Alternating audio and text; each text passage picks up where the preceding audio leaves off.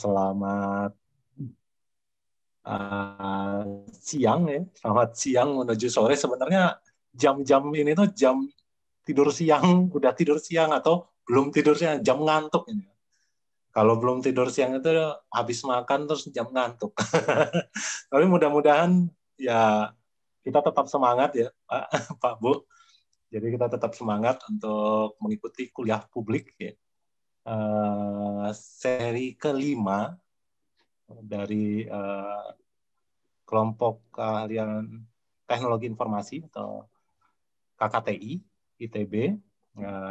Sekarang sudah masuk ke seri kelima yang diadakan tiap 2 minggu sekali.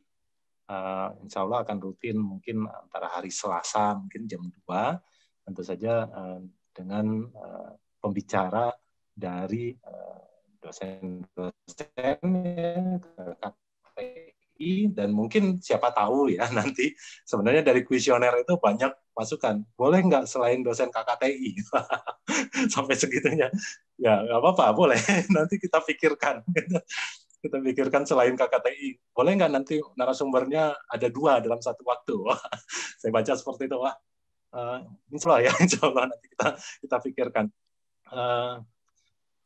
Pada seri kelima ini atau pada kuliah publik seri kelima ini, kebetulan saya yang ditugaskan sebagai moderator. Perkenalkan, saya Fadil Hidayat, salah satu dosen ya yang tergabung di dalam KKTI ITB. Nah, saat ini yang akan memberikan apa ya, sharing ya Pak ya, Pak Bandung ya, betul ya, sharing kuliah publik ya pada siang menuju sore hari ini adalah Pak Dr. Yohanes Bandung. Tema yang akan diangkat oleh Bapak biasa disapa dengan Pak Bandung ya Pak. Pak Bandung itu adalah multimedia IoT. Jadi 2 minggu yang lalu kita bicara tentang IoT secara general. Ya, secara IoT dasarnya ya mungkin ada istilah digital twin, ada digital twin of a people dan seterusnya gitu. Nah, sekarang ada istilah baru namanya multimedia IoT. Saya jadi penasaran sebenarnya apa itu multimedia IoT ini. Dan nanti Pak Bandung mungkin ada mengkaitkannya dengan smart system ya Pak ya. Smart system, sistem cerdas ya. Baik, kalau begitu apakah Pak Bandung sudah siap Pak? Mungkin cek sound dulu Ya, Pak Bandung. baik. Barangkali suaranya kecil ya, kenapa tes. Pak Bandung? Pak Fadil sudah mendengar? Ya cukup iya, jelas Pak. Ada volume ini saya bisa ini juga. belum Pak. jelas ya Mas ya? Sudah cukup jelas Pak. Oke, baik. Iya. Barangkali sebelum sebelum saya isi, barangkali Pak Fadil dapat mempersilahkan Pak Suwono sebagai Ketua KK, barangkali ingin membuka acara ini, Pak. Baik. Tapi kelihatannya Pak Suwono sedang bicara ya Pak. Mungkin baik. Perwakilannya mungkin Pak Armen, mungkin Pak Armen bisa mewakili Pak Suwono. Silakan Pak. Baik, terima kasih. Selamat siang semua. Kita jumpa lagi dalam acara kuliah public lecture ini, dan saya menyampaikan terima kasih atas kehadiran kita semua, dan juga terima kasih kepada yang mengorganisir ini, dan khusus kepada pembicara Dr. Yohanes Bandung dan juga moderator Dr. Fadil. Terima kasih. Mari kita enjoy acara ini. Selamat menjalankan public lecture.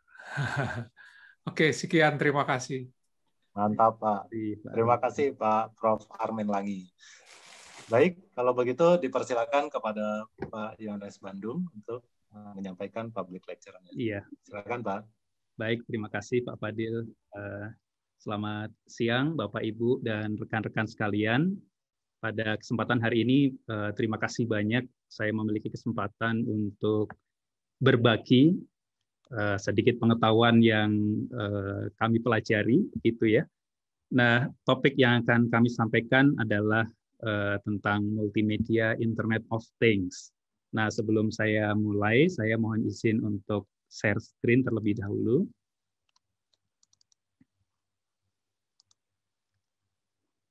Baik, Pak Fadil, sepertinya baik layar maupun suara saya sudah terdengar cukup jelas kan ya, Pak Fadil ya? Sangat jelas. Oke, baik, baik. Terima kasih. Terima kasih. Saya ingin memperkenalkan diri. Nama saya Yohanes Bandung, biasa dipanggil Bandung. Ya, seperti nama kota ini ya, tapi saya orang Sleman, orang Jogja begitu ya. Hanya kebetulan namanya Bandung, dan kebetulan pada saat ini saya berada di kampus ITB Jalan Ganesa Bandung. Baik, Bapak Ibu dan saudara-saudara sekalian, saya akan mencoba untuk membagikan sedikit pengetahuan tentang multimedia Internet of Things, atau biasa disebut juga sebagai multimedia IoT atau MIoT begitu ya. Nah, kuliah ini adalah kuliah publik yang kelima. Sebetulnya topik yang kami sampaikan ini masih memiliki kaitan karena ini merupakan suatu rangkaian dari kegiatan kuliah publik yang diadakan oleh kelompok keilmuan atau keahlian teknologi informasi. Jika Bapak Ibu, rekan-rekan sekalian telah mengikuti dari awal, sejak awal untuk sesi yang pertama itu keamanan informasi, dan kemudian berikutnya rekayasa sistem, dilanjutkan dengan smart system oleh Prof. Suwono, kemudian IoT oleh Pak Fadil Hidayat yang menjadi moderator pada siang hari ini. Dan untuk kesempatan kali ini saya juga masih akan menyampaikan hal-hal yang saya kira masih saling kait-mengkait begitu ya. Jadi 5 topik ini sebetulnya saling kait-mengkait satu sama lain. Nah, pada kesempatan ini saya ingin menyampaikan IoT yang lebih ke arah pengembangannya, yakni multimedia Internet of Things. Oke, saya akan menyampaikan tentang peluang dan tantangan dalam penelitian dan pengembangan MIoT.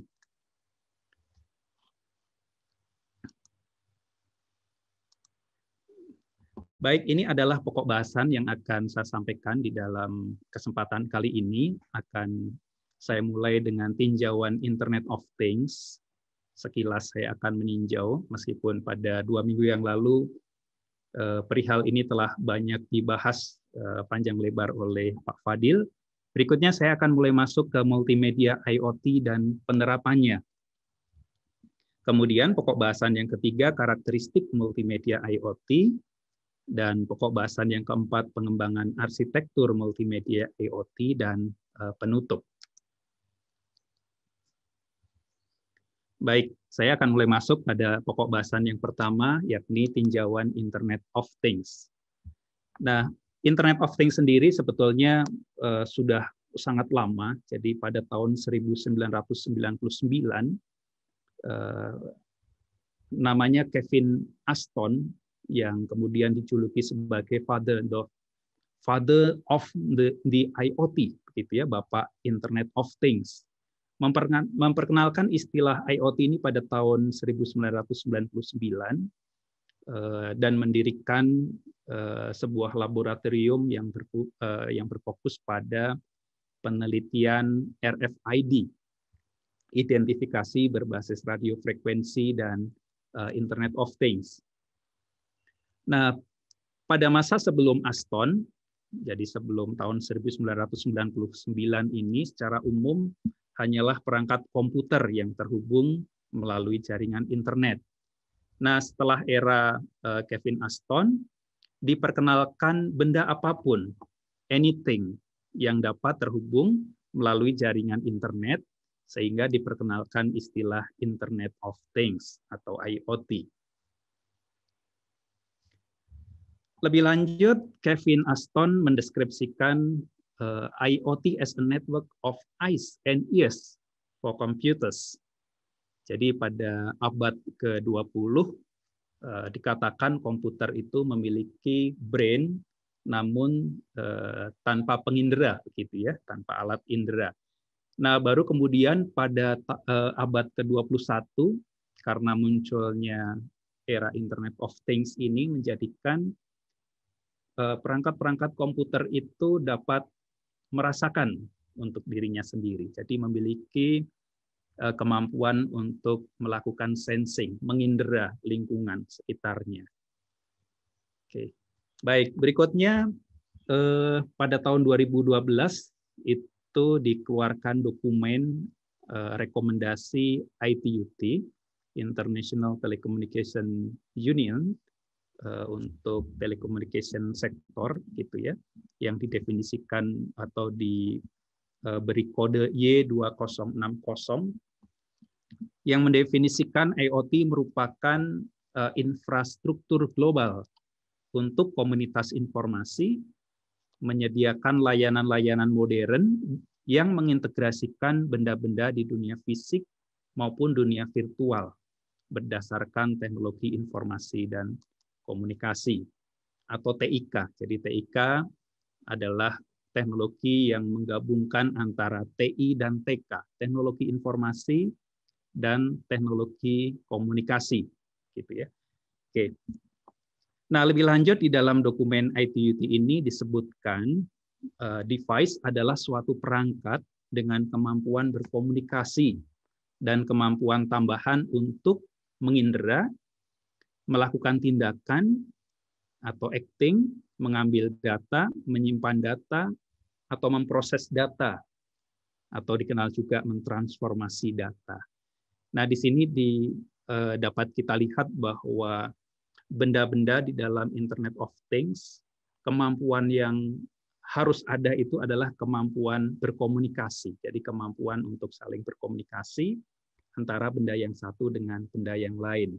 Sementara untuk kemampuan-kemampuan yang lain ini adalah kemampuan opsional, kira-kira seperti itu ya. Karena barangkali ada benda yang memiliki kemampuan tambahan mengindera saja, melakukan sensing. Ada benda lain yang memiliki kemampuan melakukan tindakan, sehingga benda tersebut disebut sebagai aktuator dan sebagainya. Baik, lebih lanjut kemudian terminologi atau istilah things, yakni objek-objek di dunia fisik atau di dunia virtual yang memiliki kemampuan untuk diidentifikasi dan diintegrasi ke dalam jaringan komunikasi.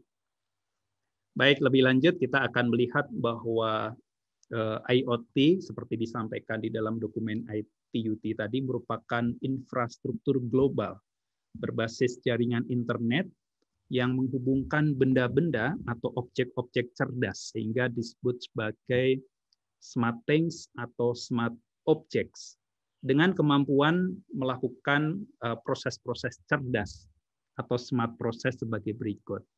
Ini saya kutip dari kuliah publik sebelumnya, khususnya yang disampaikan oleh Prof. Suhono, itu tentang smart system model atau smart system platform. Smart proses terdiri dari 3 proses, yakni proses yang pertama disebut sebagai sensing. Di sini objek-objek cerdas atau benda-benda cerdas mampu mengetahui kondisi lingkungan berdasarkan data yang diperoleh dari sensor-sensor.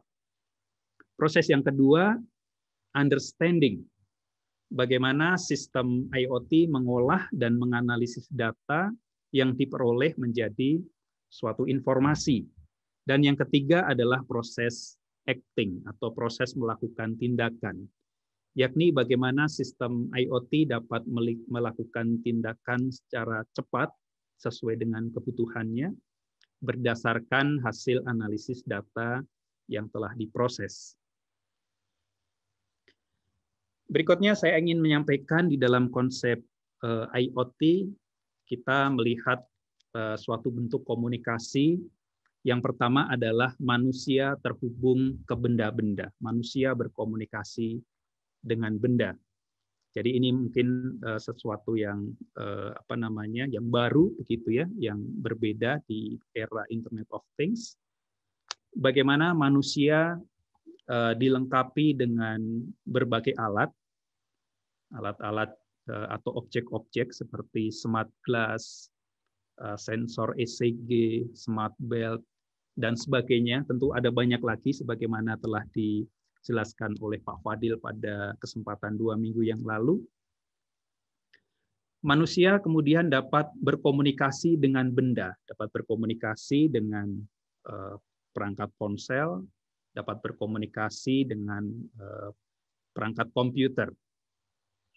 Dengan istilah human to machine atau H2M, dan juga diperkenalkan juga istilah machine and human atau MIH, bagaimana perangkat-perangkat tertanam di dalam manusia untuk melakukan deteksi, pengambilan data, dan sebagainya. Sebagai contoh yang saya sampaikan di gambar ini, ada sensor ECG, sensor gerak, dan sebagainya.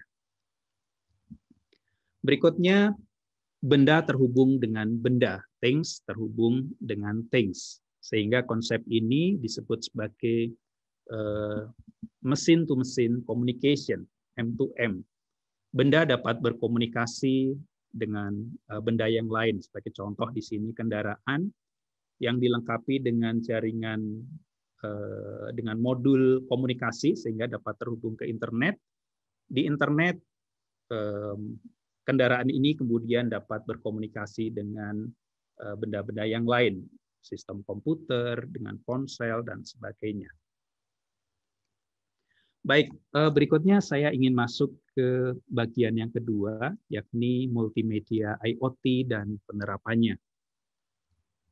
Sebelum masuk lebih jauh tentang multimedia IoT, saya ingin menyampaikan satu tinjauan tentang multimedia yang kita awali dengan apa itu media.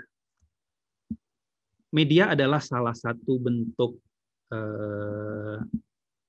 tipe data, bagaimana tipe data ini dipresentasikan dalam satu medium komunikasi, apakah itu teks, digitized voice, digitized video, still digitized images, atau graphics. Di sini kita kenal ada dua terminologi. Yang pertama adalah media digital, yang kedua adalah media yang didigitalisasi. Media digital tentu saja adalah media yang dibangkitkan oleh perangkat komputer. Sementara media yang digitalisasi artinya media yang diperoleh dari lingkungannya. Misalnya suara manusia, suara musik, atau kemudian satu pemandangan di lingkungan sekitar kita yang kemudian diambil oleh komputer melalui kamera. Ini adalah salah satu contoh video dengan audio. Tadi Bapak Ibu sekalian dan rekan-rekan melihat ada sesuatu objek yang bergerak, ada audionya, dan kemudian di sebelah kanan kita dapat melihat ini adalah gambar yang diambil dengan kamera, sehingga sering disebut juga sebagai still image. Di sini kita tuliskan ini gambar yang bertipe gambar raster atau bitmap, karena gambar ini terdiri dari kumpulan pixel-pixel, gitu ya. Oke, dan juga di sini saya perlihatkan ada teks, data teks, gitu ya. Kemudian kita lihat lebih lanjut tipe data animasi.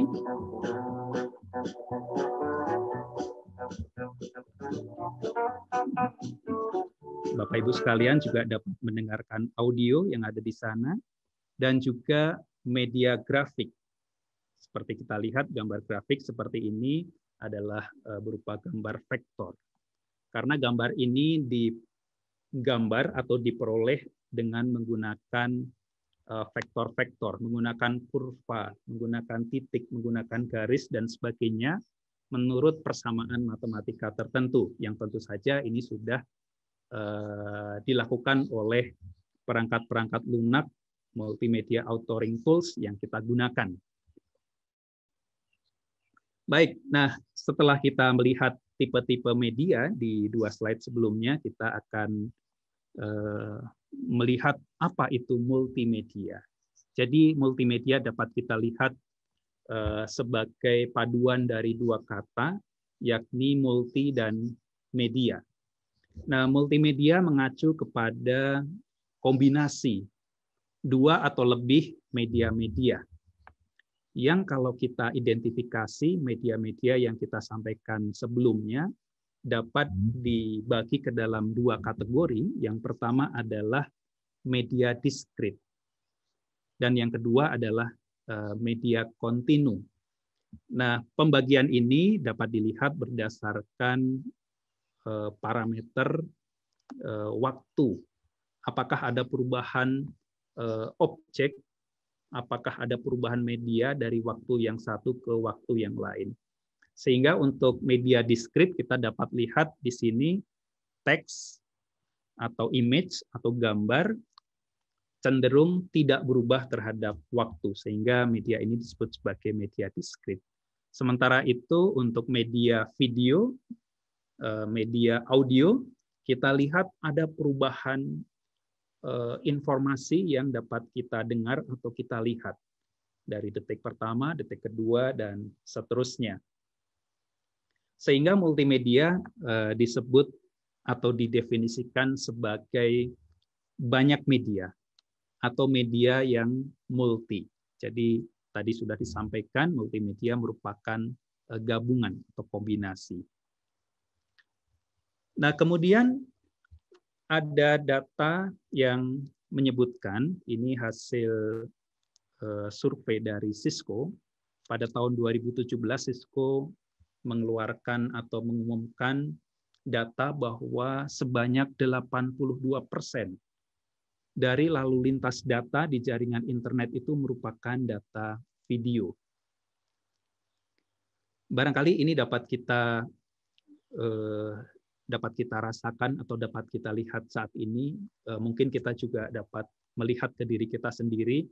Misalnya dari sekian waktu kita mengakses internet, adakah sekian persen porsi yang kita gunakan, yang kita akses adalah berupa akses data video misalnya. Seperti halnya pada saat ini, Bapak Ibu, rekan-rekan sekalian sedang melihat tayangan video yang disiarkan atau ditransmisikan secara langsung. Nah, semakin meningkatnya kebutuhan akan layanan-layanan multimedia yang tadi kita sampaikan bisa mencakup video, audio, gambar, dan lainnya telah mendorong bagaimana IoT ini berkembang ke arah multimedia IoT. Nah, saya akan menyampaikan beberapa penerapan multimedia dalam bidang IoT, meskipun 2 minggu yang lalu Pak Fadil juga telah menyampaikan penerapan-penerapan IoT di dalam bidang-bidang kehidupan. Saya akan menyampaikan beberapa di antaranya. Yang pertama, kita akan mencoba melihat penerapan multimedia pada smart home atau smart building. Ada 4 di antara yang saya sampaikan di sini, meskipun saya kira tidak akan terbatas pada 4, barangkali kita bisa mengidentifikasi ada belasan atau puluhan penerapan multimedia di dalam konsep smart home, smart building, rumah cerdas, bangunan cerdas, begitu ya. Mungkin untuk yang pertama, video surveillance, ini saya kira satu aplikasi yang sudah sangat marak digunakan oleh masyarakat. Bagaimana sistem Internet of Things ini digunakan untuk melakukan monitoring rumah dan lingkungan sekitarnya. Kemudian barangkali kita dapat melihat juga text-to-speech based alarm. Jadi adanya alarm yang berbasis text-to-speech. Misalnya seorang penghuni rumah meninggalkan rumah dan kemudian ternyata terlupa menutup pintu atau mengunci pintu gerbang, begitu ya. Nah, sistem secara otomatis akan mengirimkan informasi dalam bentuk teks ke sistem IoT yang kemudian di handphone atau di ponsel penghuni tersebut muncul notifikasi dalam bentuk suara. Pintu rumah belum ditutup, pintu rumah belum dikunci. Nah, sehingga penghuni dapat melakukan tindakan lebih lanjut. Apakah putar balik kembali ke rumah atau menutup atau mengunci pintu secara otomatis yang dikendalikan dari jarak jauh.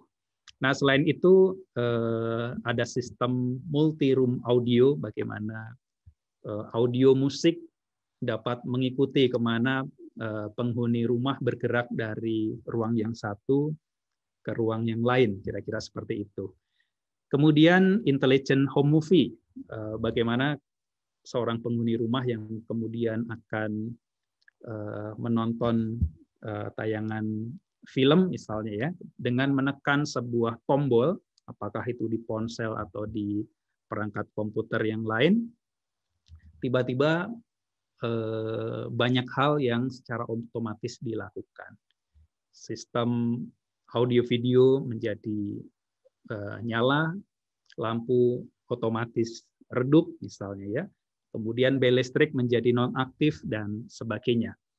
Nah, berikutnya saya mencoba menyampaikan bagaimana multimedia diterapkan di dalam smart healthcare. Ini tentu saja juga ada beberapa yang kita sampaikan di sini, meskipun tentunya akan lebih banyak lagi.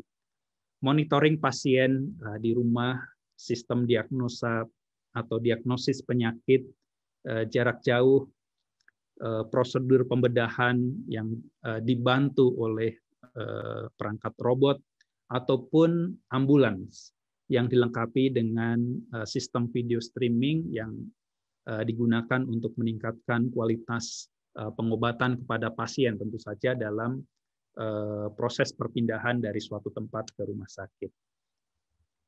Kemudian multimedia pada smart greenhouse, pada sistem hidroponik atau smart farming, banyak sekali juga saya kira penerapan-penerapan multimedia yang dapat dilakukan, mulai dari monitoring, misalnya monitoring temperatur, kelembapan, pencahayaan, kemudian monitoring munculnya penyakit pada tanaman.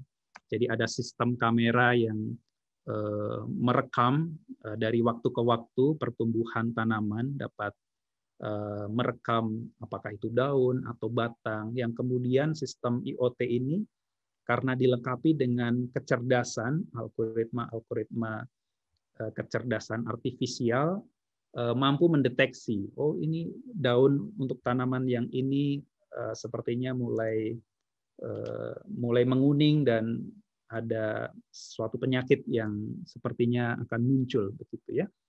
Oke, dan juga sistem irigasi yang secara otomatis dapat dilakukan oleh sistem untuk smart greenhouse ini. Dan saya kira banyak sekali penerapan multimedia IoT yang tidak dapat saya sampaikan satu persatu, tapi kita dapat mengidentifikasi di antaranya ada penerapan multimedia untuk bidang smart industry, untuk smart transportation, untuk smart city, smart logistik, dan sebagainya. Oke, baik. Berikutnya saya akan masuk ke karakteristik multimedia IoT. Di sini disampaikan tabel yang membedakan karakteristik data yang diambil oleh sistem IoT. Yang pertama adalah data skalar, sebagai contoh data-data yang diambil oleh sensor-sensor suhu, sensor kelembapan, sensor tekanan, dan sebagainya, dibandingkan dengan data multimedia dalam bentuk barangkali audio, video, gambar, dan sebagainya. Kita lihat ada beberapa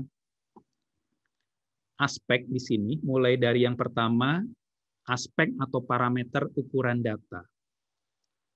Untuk data skalar, barangkali ini dihitung dalam satuan sekian byte sampai dengan sekian kilobyte. Sementara untuk data multimedia terkumpul dengan satuan yang lebih tinggi, di sini terlihat megabyte sampai dengan gigabyte. Kemudian memori juga di sini untuk data skalar kilobyte sampai dengan megabyte, sementara data multimedia lebih tinggi lagi.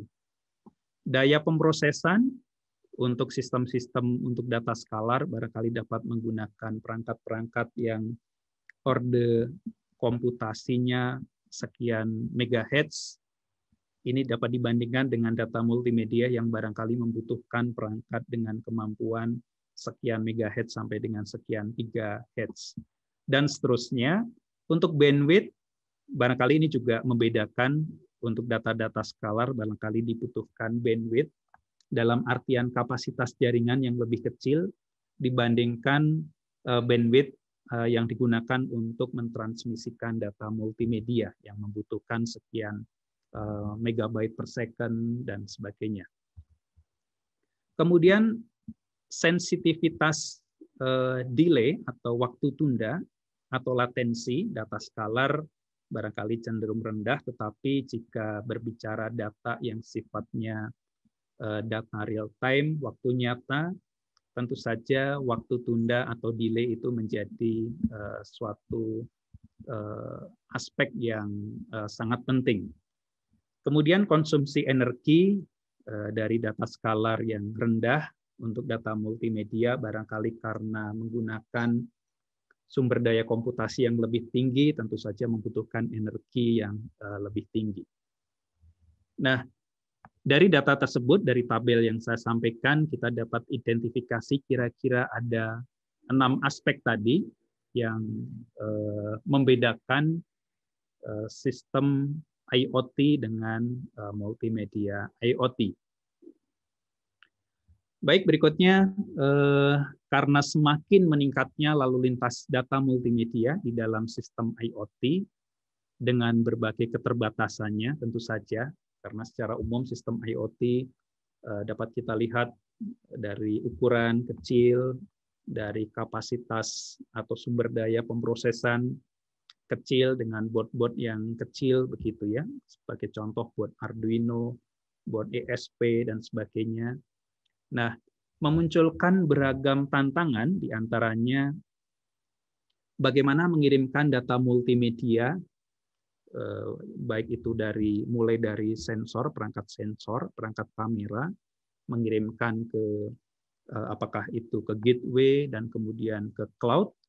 Nah, bagaimana mengirimkan data multimedia yang membutuhkan kapasitas atau bandwidth jaringan yang lebih besar dibandingkan tipe data skalar, serta memiliki sensitivitas terhadap munculnya waktu tunda atau latensi. Kemudian tantangan yang berikutnya adalah bagaimana meningkatkan kinerja komputasi pada sistem multimedia IoT yang membutuhkan sumber daya komputasi yang lebih tinggi dan kapasitas memori tentu saja yang lebih besar. Nah, kita sebetulnya dapat identifikasi akan ada sekian lagi tantangan dalam multimedia IoT. Nah, namun dari dua hal tersebut kita dapat melihat bahwa tantangan-tantangan tersebut mendorong diperlukannya suatu penelitian atau pengembangan lebih lanjut dalam rangka meningkatkan efektivitas dan efisiensi pengiriman data maupun efektivitas dan efisiensi dari komputasi data itu sendiri. Barangkali hal-hal seperti arsitektur, sistem, dan platform, protokol komunikasi data, algoritma, dan metode untuk efisiensi energi dan sumber daya komputasi, serta pengembangan aplikasi serta layanan pada bidang multimedia IoT. Hal-hal ini terbuka kesempatan untuk penelitian dan pengembangan lebih lanjut. Berikutnya saya akan menyampaikan tentang pengembangan arsitektur multimedia IoT. Salah satu tema atau topik dalam penelitian dan pengembangan bidang multimedia IoT.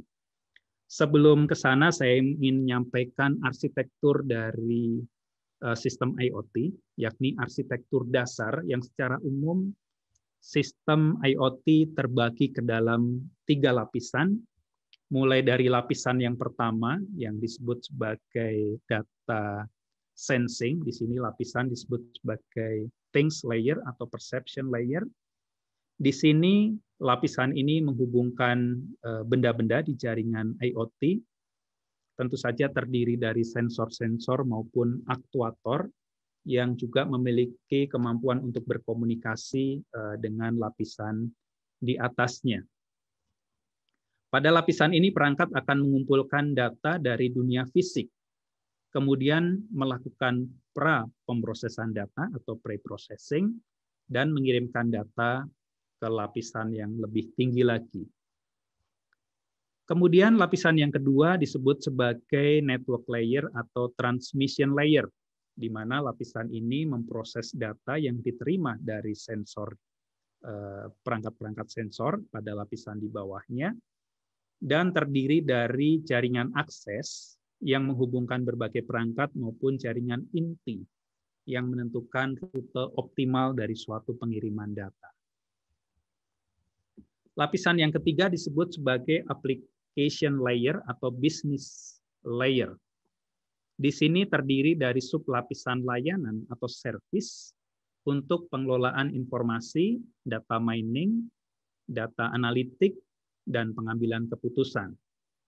Sublapisan yang kedua adalah sublapisan aplikasi untuk melayani pengguna ataupun mesin atau ponsel misalnya. Baik, dari arsitektur dasar kemudian berkembang beberapa arsitektur IoT sebagaimana digambarkan di dalam slide ini. Yang pertama, arsitektur yang berbasis middleware, arsitektur yang berbasis SDD, software defined device, yang konsep ini muncul karena beragamnya device-device atau perangkat-perangkat dari sistem IoT yang mana tentu saja akan meningkatkan kompleksitas bagaimana mengelola perangkat-perangkat, sehingga dengan SDD atau software defined device pengelolaan dapat dilakukan dengan perangkat lunak sehingga memudahkan dalam proses pengelolaan berbagai atau beragam device atau perangkat. Kemudian arsitektur berbasis cloud dengan adanya lapisan cloud di sini untuk proses komputasi analitik maupun untuk penyimpanan dan pengambilan keputusan, dan lapisan yang disebut sebagai lapisan tradisional 3 lapis. Oke, dan tentu masih banyak lagi pengembangan dari arsitektur IoT itu sendiri. Nah, di dalam komunitas peneliti bidang IoT, para peneliti setuju bahwa karakteristik IoT memungkinkan untuk pengembangan pada layanan dan aplikasi multimedia. Namun demikian, multimedia IoT menghadapi tantangan yang telah kita sampaikan di depan yang disebut bandwidth hungry, jadi butuh bandwidth atau kapasitas jaringan yang besar, dan kemudian juga sensitif terhadap munculnya waktu tunda. Secara umum penelitian tentang arsitektur MIoT bertujuan untuk melakukan analisis, pemrosesan, dan penggunaan sumber daya secara efisien dan lebih andal. Di sini saya akan menyampaikan beberapa penelitian, pengembangan yang terkait dengan arsitektur multimedia IoT. Yang pertama yang disebut sebagai arsitektur multi-agen berbasis cloud computing. Jika kita lihat arsitektur ini sebetulnya memiliki kemiripan dengan arsitektur dasar dari sistem IoT. Hanya di dalam penelitian yang dilakukan oleh Alfie dan kawan-kawan pada tahun 2015 ini mendefinisikan beberapa layer atau beberapa lapis, mulai dari lapisan yang disebut sebagai lapisan multimedia sensing. Di sini lapisan ini melakukan pre-processing atau pemrosesan awal, yakni dalam bentuk transformasi, kuantisasi, estimasi maupun kompresi data untuk menurunkan laju bit pengiriman data. Kemudian lapisan report dan pengalamatan yang terkait dengan lapisan jaringan, Dan kemudian ada lapisan yang disebut sebagai Multimedia Aware Cloud. Di sini ada dua fungsi utama. Yang pertama adalah fungsi yang berhubungan dengan understanding requirement, jadi bagaimana sistem multimedia IoT ini dapat memahami kebutuhan dari user dan juga terkait dengan penyimpanan data maupun pemrosesan data. Di Multimedia Aware Cloud ini juga dilakukan atau terdapat multi-agent cloud, jadi ada sistem berbasis multi-agen yang melakukan proses-proses seperti data mining, data analisis, service composition maupun content sharing. Dan hasil dari pengolahan yang di cloud ini kemudian dapat di-share atau dikirimkan kepada pengguna. Baik, berikutnya arsitektur SDN berbasis AI. Jadi arsitektur SDN ini tentu saja menggunakan software defined networking, jaringan yang didefinisikan dengan software untuk kemudahan pengelolaan jaringan dan juga diintegrasikan dengan kecerdasan artifisial. Kalau kita lihat pada arsitektur ini hampir sama dengan arsitektur sebelumnya, hanya yang membedakan ada di bagian pemrosesan di modul cloud ini.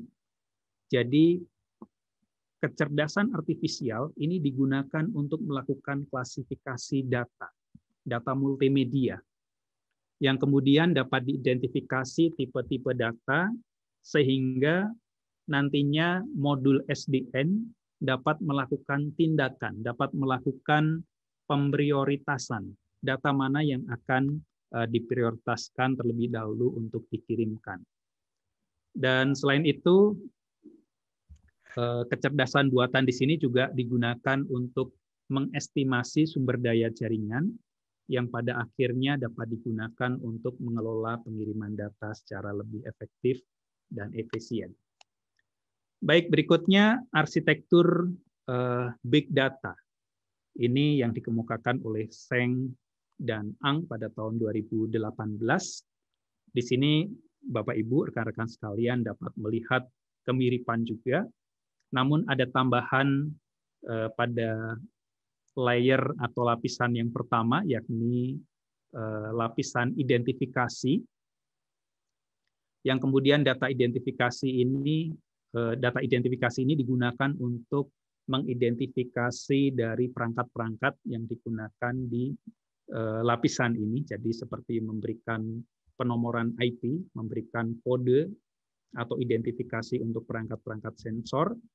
Data-data kemudian dikumpulkan dan dikirimkan sampai dengan multi-modal computational. Jadi di sini sistem pemrosesan multimodal untuk multimedia disesuaikan dengan kebutuhannya, dan juga di sini adalah sistem komputasi yang akan melakukan diantaranya resource discovery, data management, ataupun service-service non-fungsional lainnya.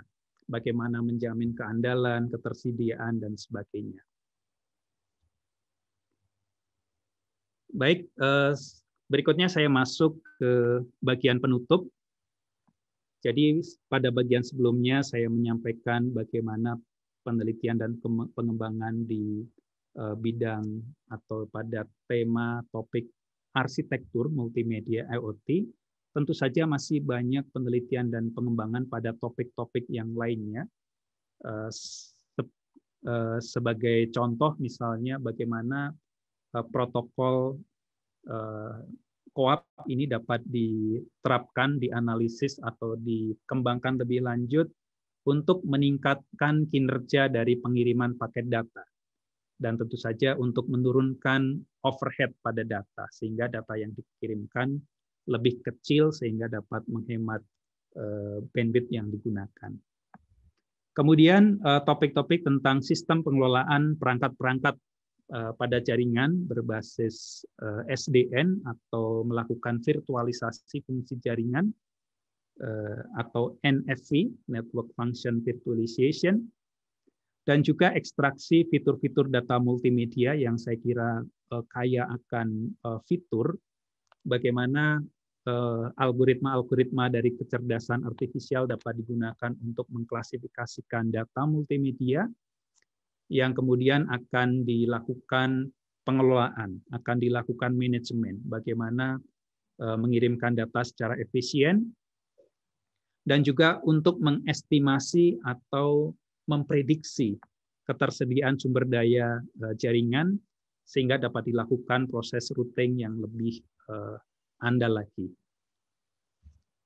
Berikutnya topik-topik tentang edge computing atau komputasi tepi, atau sering diidentikan juga dengan komputasi kabut, fog computing, yang digunakan untuk mengurangi waktu tunda atau latensi dan untuk melakukan komputasi secara real time. Jadi konsep komputasi tepi ini adalah memindahkan proses komputasi yang dilakukan di cloud atau di jaringan internet mendekat ke perangkat-perangkat pengambilan data, sehingga dapat dilakukan oleh perangkat-perangkat tepi seperti board-board embedded, oleh perangkat ponsel, dan sebagainya. Kemudian komputasi data dengan memperhatikan keterbatasan energi dan sumber daya komputasi. Routing data dengan skema memprioritaskan tipe data tertentu, sebagaimana saya sampaikan di bagian sebelumnya. Setelah kita dapat mengidentifikasi tipe-tipe data, kita dapat melakukan pemberian prioritas terhadap data-data tertentu. Peningkatan kualitas layanan, quality of service, QoS, maupun quality of experience, QoE. Bagaimana meningkatkan kualitas dari suatu komunikasi perangkat ke perangkat, maupun bagaimana meningkatkan kepuasan dari pengguna setelah menggunakan layanan data-data multimedia pada sistem IoT. Dan terakhir, tentu saja topik yang juga sudah disampaikan pada kuliah publik sebelumnya, topik tentang privasi dan keamanan informasi, tentu ini merupakan hal yang sangat penting juga di dalam pengembangan sistem multimedia IoT. Baik Bapak Ibu, saudara-saudara sekalian, ini adalah akhir dari slide kami. Jadi multimedia IoT sangat membuka peluang bagi pengembangan dan penelitian lebih lanjut, khususnya masih banyak topik-topik yang dapat dilakukan mulai dari lapisan yang paling bawah, yakni lapisan sensing, lapisan komunikasi, lapisan middleware, sampai dengan lapisan aplikasi, pengembangan aplikasi, pengembangan platform, pengembangan layanan, dan sebagainya. Demikian Bapak, Ibu, dan saudara-saudara sekalian, terima kasih banyak atas perhatiannya. Berikutnya kami kembalikan ke Pak Fadil sebagai moderator. Terima kasih. Baik, terima kasih Pak Bandung, pemaparannya cukup padat ya Pak ya. Ternyata banyak aspeknya, ada banyak sekali pilihan arsitektur ya Pak ya ternyata ya. Dan tantangannya juga ternyata IoT itu nggak selalu bandwidth-nya yang rendah gitu ya Pak. Tapi kita juga kalau bicara multimedia IoT itu haus bandwidth. Oleh karena itu perlu ada upaya-upaya ya Pak. Upaya-upaya untuk bagaimana caranya setelah dia masuk ke internet itu dia ukurannya diperringkas atau dipersempit atau diperkecil, tapi nanti sampai ke ujung itu nanti ukurannya dikembalikan lagi ke semula. Wah, luar biasa Pak, menarik sekali Pak ininya pemaparannya. Dan tadi ada satu yang menarik Pak itu Pak. Saya tadi salah fokus di video Casablanca Pak. Bapak tadi indah sekali ya Casablanca. Kapan kesana lagi ya Pak? Iya, ini baik kalau begitu Pak Baskar minjam fotonya. Baik kalau begitu Bapak Ibu, sebelum pertanyaan ini, sebelum masuk sesi pertanyaan, Bapak Ibu kami mengingatkan untuk mengisi buku tamu yang linknya ada di chat Zoom. Jadi silakan mengisi buku tamu, kemudian Bapak Ibu itu juga bisa menuliskan pertanyaannya melalui chat. Atau bisa saja raise hand langsung juga boleh, ingin menyampaikan langsung ke Pak Bandung. Oleh karena itu kami persilakan Bapak Ibu, bagi ada yang ingin bertanya boleh dituliskan di chat atau raise hand atau langsung aktifkan mic-nya. Silakan. Pak Fadil. Wah, Pak Armen. Silakan Pak Armen. Luar biasa, Pak Bandung. Terima kasih. Terima kasih Pak Armin. Isinya tentang Internet of Things. Jadi memang ini perkembangan luar biasa ya. Akan menyebar di mana-mana instrumen-instrumen cerdas seperti ini. Mungkin beberapa pertanyaannya secara teknis berarti harus didistribusikan jaringan informasi dan jaringan energi ya Pak. Supaya dia bisa di-empower. Nah, seperti apa jaringan energinya nanti? Apakah mandiri seperti solar panel atau ada distribusi energi over data begitu? Kemudian barangkali yang kedua, biasanya teknologi itu kan empower manusia ya. Mesin itu membuat kita lebih kuat, jalan lebih jauh. Kemudian telekomunikasi membuat suara saya tiba di berkilometer-kilometer. Komputer membuat kita tidak usah terlalu banyak berpikir untuk tugas-tugas itu. Nah, IoT ini empower kita dalam hal apa ya? Apakah seperti waktu kuliah kita sebelumnya kan kita bicara tentang potensi melemahkan kondisi manusia karena selalu ditolong oleh sistem begitu. Tapi bisakah IoT ini memicu katakanlah kreativitas atau produktivitas atau semangat bekerja? Jadi dia menggugah itu. Terakhir mungkin soal negatif efek berbahayanya hackers gitu, Pak.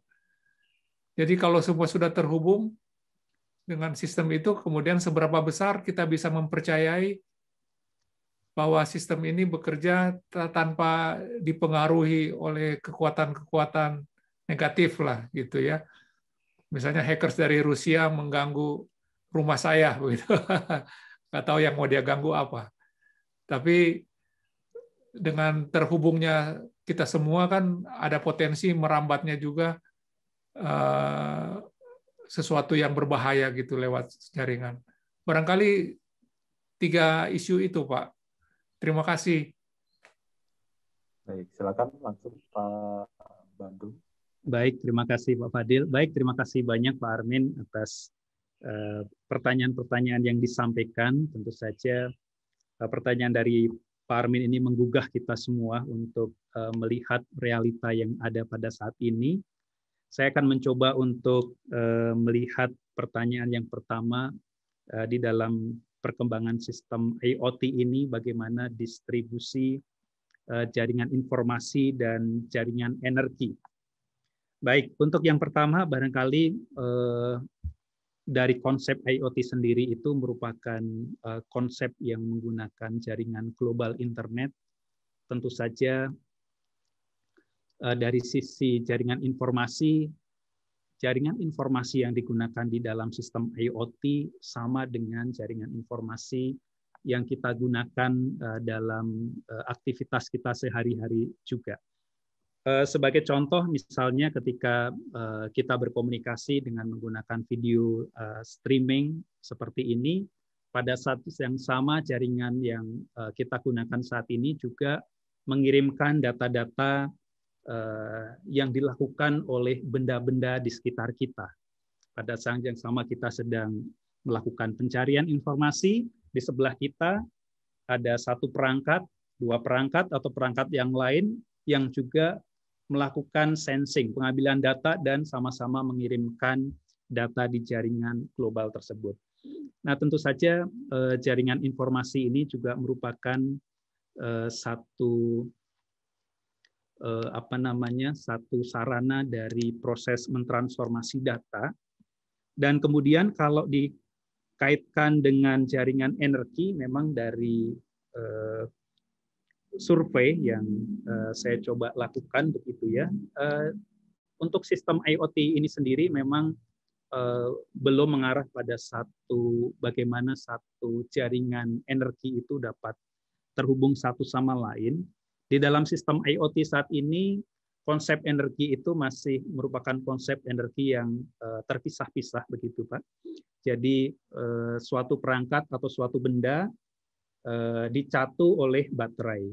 Di sisi lain, barangkali satu benda yang lain atau satu perangkat board komputer dicatu dengan menggunakan suatu adaptor yang terhubung ke jaringan jala-jala. Jadi dari distribusi jaringan energi sendiri, sementara ini yang kami lihat itu masih terpisah-pisah, kecuali dari sisi pengembangan IoT untuk smart grid, barangkali seperti itu ya. Itu akan membuka peluang bagaimana jaringan energi ini saling terhubung satu sama lain. Dan masuk ke dalam pertanyaan yang kedua. Nah, ini pertanyaan yang menurut saya sama-sama sulit untuk dijawab begitu ya Pak ya, bagaimana IoT ini dapat mengempower kita sebagai manusia. Tentu saja dengan munculnya IoT ini akan membawa dampak positif maupun dampak negatif begitu ya. Dalam satu hal, dalam aspek sisi positif, tentu saja IoT ini akan memberikan kemudahan-kemudahan bagi manusia, memberikan satu sentuhan gaya hidup yang lebih modern lagi, yang misalnya tadinya kita ingin meninggalkan rumah misalnya ya, Bapak Ibu sekalian, sebelum kita berangkat kita harus menutup pintu dulu, tapi kemudian dengan sistem IoT pintu dapat secara otomatis ditutup, ataupun kalau ternyata pintu belum menutup dengan baik, kita terlupa, nah sistem dapat memberi peringatan kepada kita bahwa misalnya pintu gerbang tadi belum ditutup. Di sisi lain tentu saja perkembangan dari teknologi juga membawa dampak yang kurang atau negatif begitu ya. Tentu saja misalnya apakah kita bisa menjadi lebih manja karenanya seperti tadi disampaikan oleh Pak Armin. Oke, tapi saya kira di antara aspek-aspek yang tadi tentu saja kita akan kembali lagi ke masing-masing diri kita, bagaimana kita menyikapi perkembangan teknologi tersebut. Apakah kita akan menyerap aspek-aspek positifnya atau kita akan jatuh untuk menyerap aspek-aspek negatif dari perkembangan teknologi tadi. Tapi mudah-mudahan dengan munculnya atau dengan semakin berkembangnya teknologi ini menjadikan kita semakin produktif, semakin semangat lagi dalam menghadapi kehidupan kita sehari-hari. Baik, untuk pertanyaan yang ketiga terkait dengan bahaya yang mengancam, semacam bahaya hackers dan sebagainya. Nah, ini benar sekali Pak Armin bahwa di dalam pengembangan sistem IoT, di dalam pengembangan multimedia Internet of Things juga tadi saya sampaikan satu aspek keamanan informasi ini juga sangat penting, khususnya karena perangkat-perangkat ini yang kita kaitkan dengan uraian dari pertanyaan yang pertama, tersambung ke jaringan global yang mana akan membuka peluang siapapun dimanapun dapat mengakses data-data yang ditransmisikan maupun perangkat-perangkat baik itu perangkat hardware maupun perangkat software di dalam sistem tersebut. Nah, tadi saya sampaikan salah satu topik pengembangan juga bagaimana efisiensi itu dikejar dalam sistem IoT dengan cara menggunakan pendekatan edge computing atau komputasi tepi, yakni perangkat-perangkat yang dekat dengan pengambilan data dengan sensor itu dapat digunakan untuk melakukan pemrosesan, preprocessing, kuantisasi, kompresi, image enhancement misalnya dan sebagainya. Namun demikian, dengan menambah perangkat-perangkat seperti ini tentu saja akan menambah titik-titik atau potensi terbukanya akses bagi para hackers, kira-kira seperti itu. Jadi tentu saja untuk melindungi aspek privasi, aspek keamanan informasi, masih dibutuhkan penelitian-penelitian yang lebih lanjut tentang privasi dan keamanan informasi pada sistem IoT. Demikian Pak Armin, mohon maaf kurang lebihnya. Terima kasih. Terima kasih Mas Bandung, selamat ya. Terima kasih Pak. Kalau dari Pak Armin sudah cukup, mungkin kita baca chat ya Pak Bandung ya. Baik Pak. Di chat ini sudah ada banyak Pak, banyak sekali pertanyaan ini. Iya, mulai baik. dari yang pertama dulu ya Pak ya. Selamat siang, perkenalkan nama saya Nurul Mohlisa, RMKI, berarti mahasiswa RMKI S2 ini ya Pak ya. Rekayasa Manajemen Keamanan Informasi. Saya ingin menanyakan bagaimana mengatasi faktor keamanan, nah ini sama mungkin ya, dan dari penerapan teknologi IoT ini. Karena sebagaimana kita ketahui bahwa faktor keamanan menjadi konsentrasi utama dari penerapan IoT. Ini yang dirasa cukup sulit dikarenakan device pada IoT memiliki variasi yang beragam. Mungkin Pak Bandung ada tanggapan dari pertanyaan.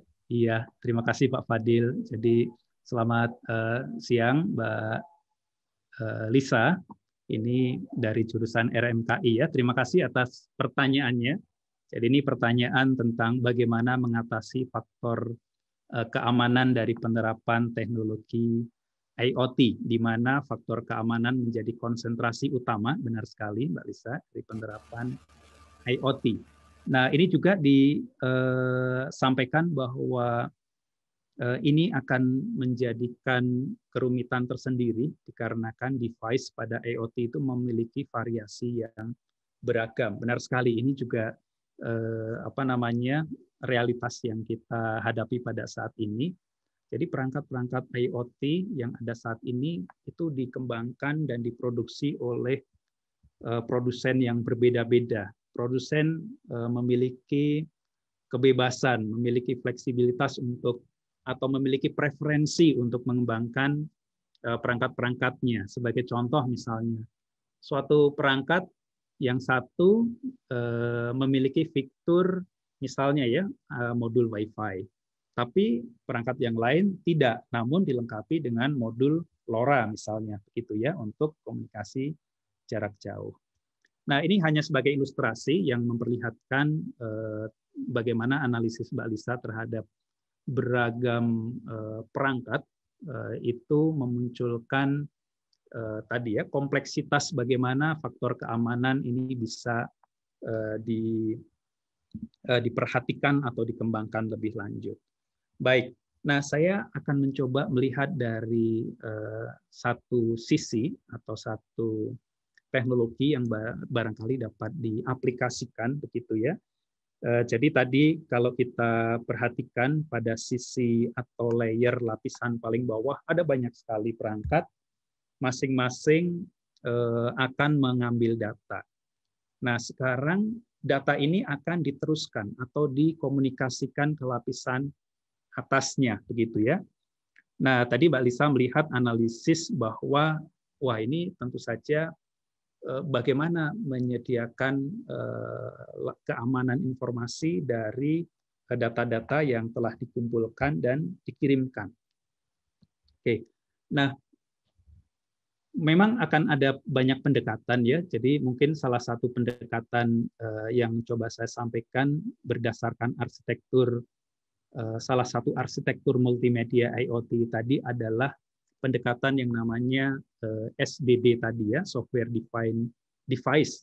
Kita mencoba melakukan exercise dengan adanya SDD ini tentu saja ada pemisahan atau decouple antara lapisan paling bawah dengan lapisan di atasnya. Sehingga bagaimana suatu perangkat lunak atau modul software ini digunakan untuk mengelola perangkat-perangkat yang digunakan tadi, yang beragam tadi. Nah, sehingga dalam bayangan saya bisa jadi fokus dari keamanan informasi adalah bagaimana mengamankan data yang sudah diagregasi, yang sudah dikumpulkan oleh modul software ini, yang kemudian dikirimkan ke perangkat di atasnya. Sebagai contoh, perangkat IoT gateway, gitu ya. Nah, dengan demikian kita dapat melihat satu penyederhanaan dari satu proses komunikasi yang tadinya melibatkan banyak atau beragamnya perangkat-perangkat. Nah, sekarang karena dilakukan agregasi, kemudian kita dapat melihat ini sebagai satu kesatuan dari suatu sistem. Sehingga itu bisa dikembangkan bagaimana mengamankan data dari perangkat agregator ke perangkat IoT gateway di atasnya. Nah, pendekatan-pendekatan apakah menggunakan blockchain, apakah menggunakan enkripsi yang dilengkapi dengan pertukaran-pertukaran kunci, begitu ya, ECDH dan sebagainya, itu saya kira bisa menjadi pendekatan bagaimana kita mengamankan data-data yang melibatkan beragam perangkat tadi. Oke, jadi demikian Mbak Lisa dan Pak Fadil, satu pendekatan yang saya coba bayangkan untuk ini ya, bagaimana mensolusikan kerumitan proses mengamankan data dari berbagai macam device tadi. Demikian, terima kasih. Ya. Mungkin dari penanya ada tanggapan atau ada lanjutan, pertanyaan lanjutan. Silakan, Mbak Lisa. Ya, itu udah cukup menjawab banget, Pak, dan saya juga udah pas banget dengan jawabannya, apalagi tadi terkait dengan masalah blockchain, ya. Cukup, Pak, ya. Makasih banget, Pak Bandung. Terima kasih, Mbak Lisa. Baik, terima kasih pertanyaannya. Kita lanjut, Pak, di pertanyaan berikutnya dari Pak Bahru Hidayat nih. Oke. Mungkin secara sederhana multimedia sensing itu sistemnya seperti apa? Mungkin ya, Pak ya? Iya. Mungkin secara sederhana apa? Baik. Iya, dapat saya jawab langsung ya, Pak Fadil ya. Baik, terima kasih Mas Bahrul atas pertanyaannya. Selamat sore, salam sehat untuk kita sekalian. Jadi pertanyaan dari Mas Bahrul ini nantinya multimedia sensing-nya itu seperti apa? Oke, baik. Jadi multimedia IoT ataupun IoT itu sebetulnya kalau kita simplifikasi sama saja begitu ya. Yang membedakan adalah tadi bagaimana data-data, karakteristik data yang dapat kita lihat lebih besar begitu ya. Ini sebetulnya hanya untuk membedakan data-data skalar yang barangkali banyak digunakan di sistem IoT secara umum. Nah, sekarang kita membedakan atau memisahkan. Sekarang data-data yang ditransmisikan, diolah di dalam sistem IoT itu adalah data-data yang berupa data-data multimedia, kombinasi beragam data atau media tersebut, gitu ya. Nah, sekarang pertanyaannya, multimedia sensing-nya itu bagaimana? Nah, multimedia sensing adalah satu konsep dari lapisan paling bawah, yakni lapisan pengambilan data, lapisan sensing. Bagaimana lapisan ini akan mengambil data-data yang berupa data multimedia. Nah, untuk itu sebetulnya karena datanya multimedia, kita akan mencoba melihat alat-alat apa atau device atau perangkat apa yang dapat melakukan pengambilan data multimedia. Nah, tentu saja perangkat-perangkat seperti kamera, seperti CCTV, itu setidaknya sudah akan dapat mengambil data berupa data video, data audio, maupun data berupa gambar atau still image begitu ya. Nah, itu hanya sebagai salah satu contoh. Atau karena data multimedia adalah gabungan dari media-media, bisa juga ada kamera, ternyata kamera hanya mengambil gambar atau video saja. Ditambahkan perangkat yang namanya perangkat mikrofon misalnya ya. Perangkat mikrofon yang kemudian digunakan untuk melakukan penginderaan atau sensing dari lingkungan sekitar yang direpresentasikan dalam bentuk suara begitu ya, apakah suara manusia, speech, ataupun suara audio, suara-suara musik, suara-suara yang dibangkitkan oleh alam begitu ya, dan sebagainya. Oke, jadi kira-kira seperti itu perangkat multimedia sensing-nya itu seperti apa. Semoga menjawab pertanyaan Mas Bahrul. Terima kasih Mas Bahrul. Baik, bagaimana Pak Bahrul? Ya, terima kasih atas penjelasannya Pak Bandung. Terima kasih Mas Bahrul. Terima kasih. Kita lanjutkan Pak Bandung. Saya coba Baik. bacakan dulu ya, karena Baik, Mas. pemirsa yang nanti nonton rekaman kita itu nggak bisa baca pertanyaannya. Jadi Baik. kita bacakan pertanyaannya. Saya ingin meningkatkan kembali pemahaman. Oke, baik. Dikatakan sebelumnya bahwa media adalah data berupa gambar, teks, video, audio, dan sebagainya yang didigitalisasi. Sedangkan multimedia adalah data yang mengkombinasikan data-data media tersebut.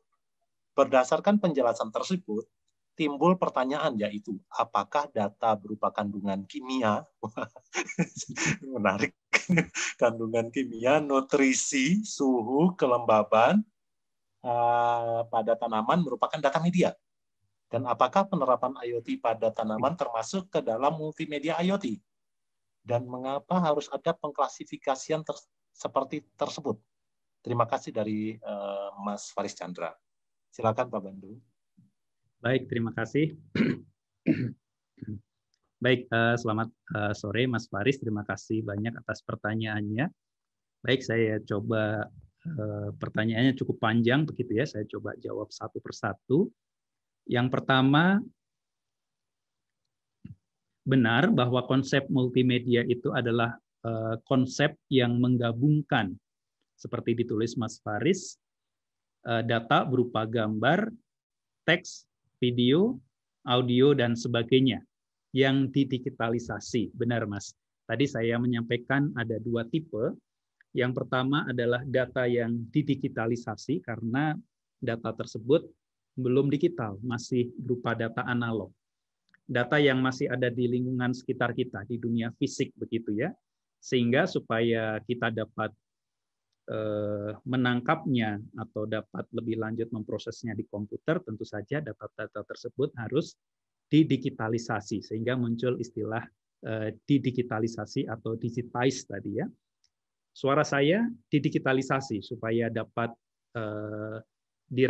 supaya dapat diolah oleh komputer saya dan dikirimkan ke komputer Mas Faris Chandra, gitu ya. Atau misalnya bagaimana saya bergerak, wajah saya juga didigitalisasi dengan menggunakan kamera yang ada pada laptop saya, kemudian diolah, dikirimkan sehingga dapat dilihat oleh Mas Faris Chandra dari rumah, misalnya seperti itu ya. Oke. Itu yang tipe data digitalisasi atau digitize. Yang kedua tadi adalah data digital, yang mana data digital adalah data-data yang secara langsung dapat dibangkitkan oleh komputer itu sendiri. Misalnya ketika kita mengetik sesuatu, tentu saja ini kita sudah mendapatkan informasi yang ada di layar, itu data-data yang dibangkitkan oleh komputer. Bagaimana kita menggunakan satu perangkat lunak yang digunakan untuk membuat grafik, membuat animasi, itu juga merupakan data-data digital, gitu ya. Nah, kemudian Mas Faris menyebutkan bahwa multimedia adalah data yang mengkombinasikan data-data media tersebut. Benar, Mas Faris. Salah satu sumber literatur menyampaikan bahwa syarat suatu media, suatu gabungan media itu disebut sebagai multimedia jika menggabungkan minimal satu media kontinu yang berubah atau bervariasi terhadap waktu, sebagai contoh misalnya audio, video, dan satu media diskrit, misalnya teks, gambar, atau yang lain, kira-kira seperti itu ya. Nah, kemudian berdasarkan penjelasan tersebut atau berdasarkan konsep tersebut, apakah data berupa kandungan kimia? nutrisi, suhu, kelembapan pada tanaman merupakan data media. Benar, Mas. Jadi kita dapat melihat kandungan kimia sebagai contoh ya, suatu larutan mengandung H2SO4 atau suatu larutan mengandung nutrisi yang dibutuhkan oleh tanaman hidroponik gitu ya, misalnya ada nutrisi A, B dan seterusnya, atau suhu lingkungan, kelembaban begitu ya. Nah, pada akhirnya itu adalah informasi yang kita terima. Nah, informasi itu sebetulnya merupakan satu hasil pengolahan dari data yang diambil oleh perangkat-perangkat sensor, kira-kira seperti itu ya. Nah, sehingga informasi yang kita peroleh itu betul merupakan data media, begitu ya, data-data numerik, begitu ya. Jadi sebagai contoh misalnya sensor temperatur, begitu ya, sensor temperatur mengambil data temperatur lingkungan, kemudian diterjemahkan menjadi tegangan, gitu ya, tegangan yang kemudian diproses oleh katakanlah oleh Arduino atau oleh board ESP menjadi apa namanya, tentu saja menjadi representasi dalam bit-bit begitu ya, 01, yang kemudian kalau itu diolah menjadi informasi, oh ini 27 derajat Celcius misalnya demikian. Jadi jawabannya benar, itu adalah data media. Yang secara umum ini merupakan data-data skalar karena informasi yang disampaikan itu dalam bentuk informasi numerik gitu ya, angka-angka 37 begitu dan seterusnya. Berikutnya Mas Faris menanyakan apakah penerapan IoT pada tanaman termasuk ke dalam multimedia IoT begitu ya. Oke, baik. Jadi antara IoT dan multimedia IoT sebetulnya ini satu kesatuan yang ya sebetulnya tidak dapat dipisahkan begitu ya. Hanya saja konsep multimedia IoT itu dikemukakan oleh para peneliti bidang IoT yang khususnya lebih berfokus pada data-data yang memiliki karakteristik multimedia itu, yang tadi disebutkan bandwidth hungry maupun sensitif terhadap munculnya waktu tunda gitu ya. Jadi itu konsep yang kemudian berkembang karena ternyata begitu data-data yang harus dikirim, harus diolah itu data-data yang sifatnya merupakan karakteristik multimedia, ternyata arsitektur yang ada pada sistem IoT saat ini harus diubah atau dikembangkan lebih lanjut supaya kalau data video yang diambil ketika dikirimkan sampai tepat waktu, tidak mengalami delay, misalnya seperti itu. Oke. Jadi jawabannya kalau pertanyaannya adalah apakah penerapan IoT pada tanaman termasuk ke dalam multimedia IoT, itu benar jika data-data yang digunakan pada penerapan IoT itu merupakan data-data multimedia tadi, gitu ya. Mungkin secara umum orang akan melihat bahwa karena ada data juga begitu ya, entah itu datanya multimedia atau tidak, orang pun sebetulnya juga akan mengatakan ya itu sistem IoT juga, kira-kira seperti itu ya, Mas Faris ya. Dan kemudian pertanyaannya mengapa harus ada pengklasifikasian tersebut? Baik, terima kasih.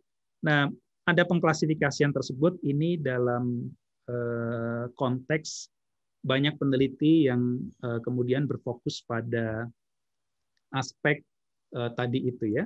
Bagaimana mengefisienkan pengiriman data di dalam sistem IoT?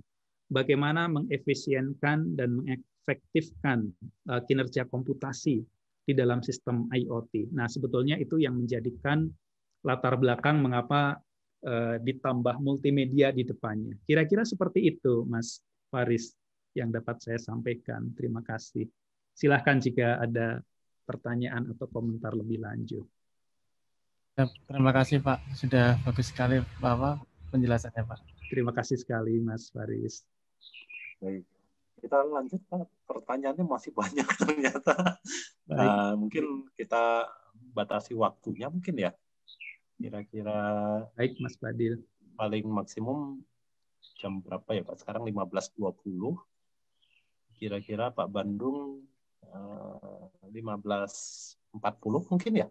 Baik, silahkan Pak Fadil. Ya, 15.40 ya Pak ya. Nanti kalau ada pertanyaan yang tidak terjawab, nanti mohon bantuannya Pak Bandung, nanti mohon dijawab secara tertulis, nanti kita sebarkan di website ya. Baik, terima kasih Pak Fadil. Iya, siap. Nanti saya... Kita lanjut nih Pak. Ada pertanyaan yang bagus nih ya dari mahasiswa TPB Pak, TPB STI, Mas Jabar Nur Muhammad. Izin bertanya, tadi disebutkan ada constraint application protocol yang diimplementasikan agar alat-alat dengan suplai energi dan kapasitas memori terbatas seperti microcontroller dan sensor ya dapat bekerja secara optimal. Nah, cara kerja protokol ini seperti apa? Kayaknya penasaran nih Mas Jabar. Cara kerja protokolnya seperti apa, Pak? Ini kan jadi engineer ini yang mengembangkan protokol baru. Iya, baik. Silakan Pak. Iya, baik. Terima kasih Mas Jabar. Iya, terima kasih pertanyaannya. Jadi disampaikan ada protokol Constraint Application Protocol atau COAP. Jadi benar, COAP ini merupakan salah satu protokol yang digunakan di dalam pengembangan sistem IoT, khususnya ini protokol yang digunakan di layer aplikasi. Sebetulnya selain COAP, ada protokol-protokol yang lain seperti protokol HTTP yang banyak digunakan di sistem jaringan internet, begitu ya. Kemudian protokol seperti MQTT, gitu ya, yang cukup populer juga di jaringan internet. Dan tentu saja masih ada banyak protokol yang lain, begitu ya, yang diimplementasikan. Nah, jadi benar COAP ini di dalam penelitian-penelitian juga saat ini tengah marak, begitu ya. Nah, ini pertanyaannya adalah cara kerja dari protokol ini. Nah, mungkin di kesempatan ini saya mohon maaf belum dapat menjelaskan secara detail, tapi nanti kalau Mas Jabar bisa menyampaikan ini ya, kalau saya bisa mengirimkan email kepada Mas Jabar, saya akan sampaikan lebih lanjut detail dari protokol COAP ini. Baik, sementara demikian Pak Fadil untuk pertanyaan Mas Jabar, saya dapat tindak lanjuti lebih lanjut. Baik, tentu saja nanti Mas Jabar bisa sharing ya jangan nomor HP atau email ya mungkin ya Pak ya. Baik, nanti atau mengirimkan email ke saya ybandung@gmail.com, silahkan. ybandung@gmail.com. Nah, ya, saya coba tuliskan di ini apa ya? Sudah saya tuliskan. Oh iya, betul. Ya. Terima kasih Mas Jabar. Terima kasih Pak. Terima kasih. Oke, Mas Jabar. Kita lanjutkan pertanyaan berikutnya dari Mas JM Iza Mahendra, LTI, mahasiswa S2 ya, Pak, LTI. Iya. Dalam case yang saya hadapi, ternyata ini sudah coba mengimplementasikan IoT dalam perancangan Smart Island, pulau cerdas. Bagaimana cara kita memanage device IoT yang dalam perjalanannya sistem berbeda-beda device dan protokol. Nah, ini mungkin tadi mirip ya pertanyaannya dengan Mbak Lisa tadi ya. Tapi ini dipertegas, ada beda-beda device dan ada beda protokol. Layer apa yang bisa mengintegrasikan hal tersebut sehingga kita bisa merancang roadmap ya mungkin ya, maksudnya roadmap pengembangan. Terima kasih. Baik. Baik, terima kasih. Selamat sore Mas Isa. Ini pertanyaan tentang perancangan Smart Island gitu ya. Wah, banyak selamat ini. Satu pengembangan yang dilakukan oleh Mas Isa Mahendra. Bagaimana cara kita memanage atau mengelola device-device IoT yang dalam perjalanannya sistem berbeda-beda. Maksudnya barangkali di dalam ini ya, dari konteks arsitekturnya menggunakan device yang berbeda-beda, menggunakan protokol yang berbeda-beda. Di layer apa kita bisa mengintegrasikan hal tersebut? Oke, baik, terima kasih Mas Isa. Jadi di dalam konteks IoT sebetulnya ada konsep yang namanya IoT Gateway, begitu ya. Jadi konsep IoT Gateway itu sebetulnya satu sistem atau satu perangkat yang memang tujuannya adalah untuk misalnya untuk mengumpulkan data-data, sebagai contoh data-data yang diambil dari sensor yang menggunakan teknologi yang berbeda-beda. Maksud saya teknologi komunikasi yang berbeda-beda. Barangkali ada yang menggunakan RFID, ada yang menggunakan Bluetooth, ada yang menggunakan Wi-Fi, menggunakan LoRa, menggunakan Zigbee, dan seterusnya, begitu ya. Nah, sehingga perangkat yang berbeda-beda tersebut, datanya masih dapat diambil melalui gateway ini, begitu ya. Oke. Nah, kemudian selain komunikasi yang berbeda-beda, barangkali protokolnya juga berbeda-beda, begitu ya. Sebagai contoh, untuk satu perangkat sensor, misalnya mengirimkan ke gateway, sensor dilengkapi dengan ESP atau Arduino, mengirimkan data menggunakan protokol HTTP ke gateway tersebut. Perangkat yang lain misalnya mengambil data kemudian mengirimkan ke gateway menggunakan protokol yang lain gitu ya, katakanlah MQTT dan sebagainya begitu ya, dikumpulkan ke gateway. Nah, biasanya gateway ini adalah perangkat yang kemudian akan bertanggung jawab untuk meneruskan data tersebut ke perangkat atau ke sistem cloud. Begitu ya, di mana di cloud ini mungkin akan dilakukan proses-proses analisis, proses transformasi, pengolahan data dan sebagainya begitu ya. Jadi untuk menjawab pertanyaan Mas Iza ini, jawabannya adalah konsep IoT Gateway, begitu ya. IoT Gateway ini bisa, apakah misalnya Mas Iza akan menggunakan perangkat-perangkat berkomputasi rendah seperti ini ya, seperti perangkat Raspberry misalnya begitu ya, atau perangkat PC atau perangkat laptop, silakan itu bisa menggunakan sistem komputasi apapun sejauh memang memiliki fitur-fitur yang lengkap tadi.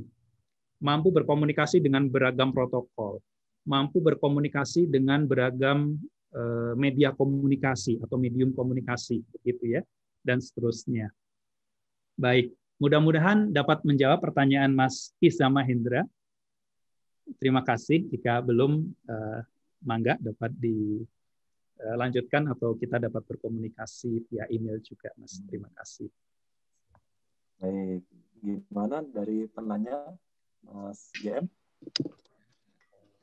Ya, terima kasih Pak Bandung atas arahannya. Terima kasih Mas Iza. Terima kasih Mas JM Iza Mahendra ya. Ya menarik tadi Pak, gateway ya Pak ya. Jadi harus bisa memfasilitasi banyak protokol, kemudian mengirimkan dalam bentuk yang standar. Gitu.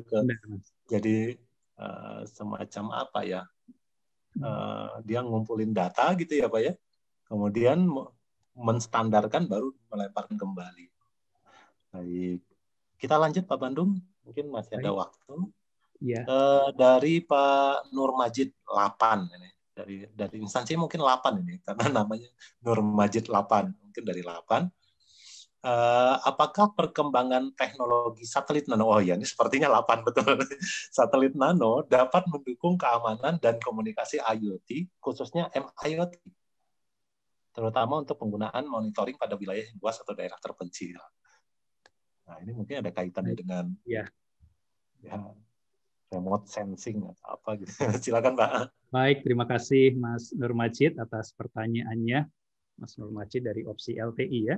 Oke, baik. Nah, iya, ini pertanyaannya tentang teknologi satelit nano.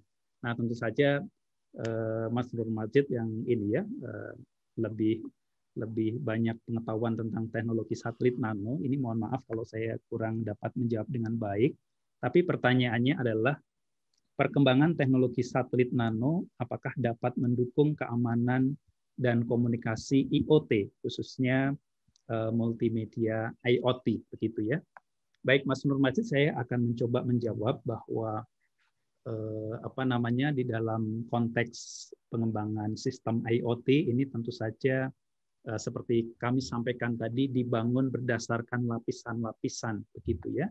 Seperti dalam komunikasi data di jaringan internet juga dibagi menjadi lapisan-lapisan, abstraksi lapisan yang memisahkan mulai dari lapisan fisik, lapisan di atasnya sampai dengan lapisan aplikasi begitu ya. Yang tujuannya saya kira secara umum supaya proses-proses yang dilakukan itu dapat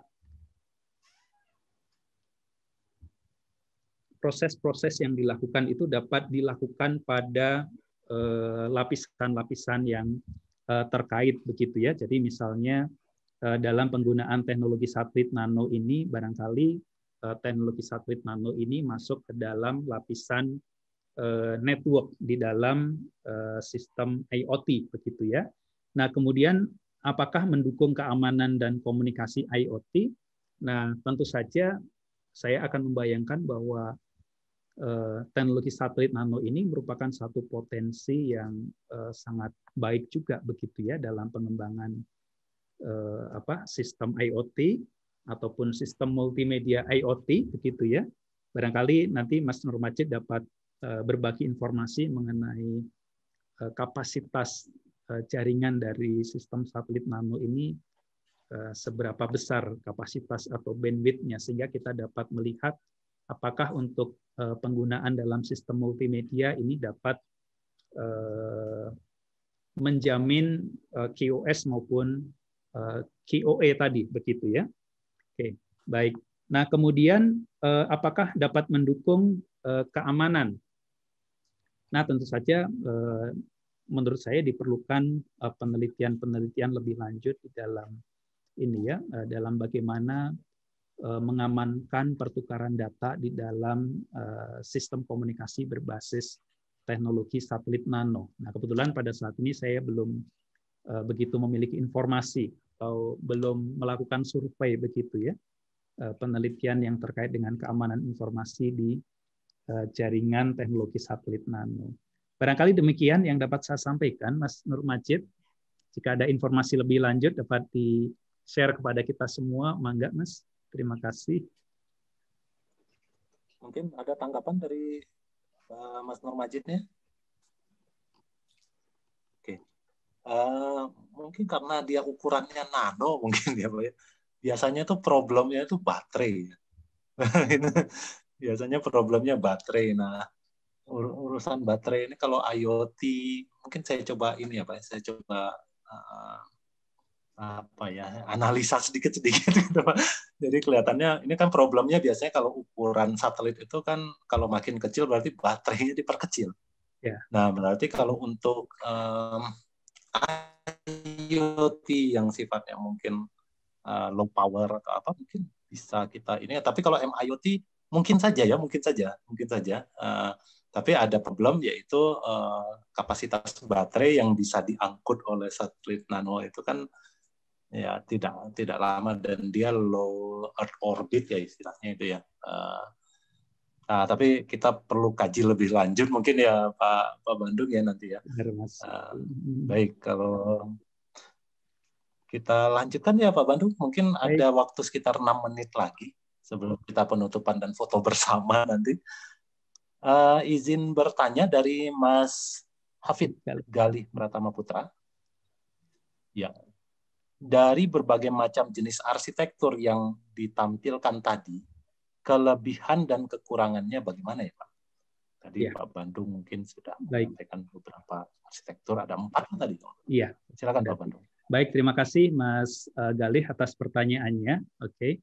Baik, jadi mungkin nanti kita dapat diskusi lebih lanjut untuk detail atau saya akan mencoba menyampaikan di sesi kuliah publik berikutnya. Tapi secara umum dapat saya sampaikan tadi ada beragam arsitektur begitu ya, yang pada dasarnya arsitektur yang dapat kita lihat itu hampir sama lapisan-lapisan yang digunakan begitu ya.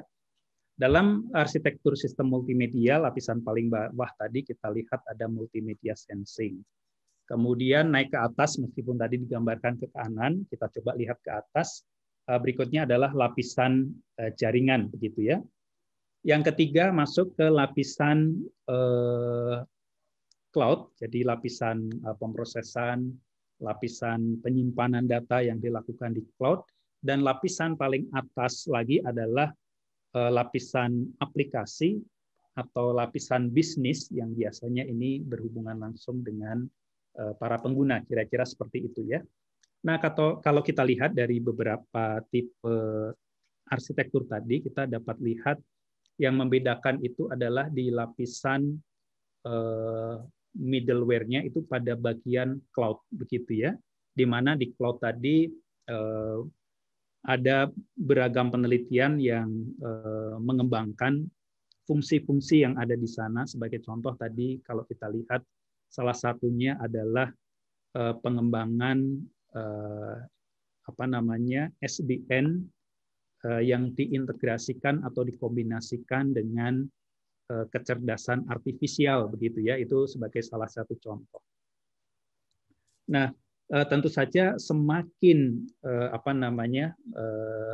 semakin banyak aplikasi atau modul-modul yang ditanamkan di dalam lapisan tersebut, tentu saja kalau kekurangan tentu saja akan meningkatkan kompleksitas, begitu ya. Tetapi kelebihan-kelebihannya adalah pada kelebihan fitur-fitur yang diperoleh. Sebagai contoh misalnya kalau penelitian tentang penjaminan QoS pada satu komunikasi data multimedia sebelumnya, begitu ya, untuk mengklasifikasikan data itu setiap data yang masuk ke router akan dilihat kemudian ditandai, begitu ya. Oh, ini data teks. Kemudian dilihat paket berikutnya yang muncul apa. Oh, ini data image, ditandai sebagai data image.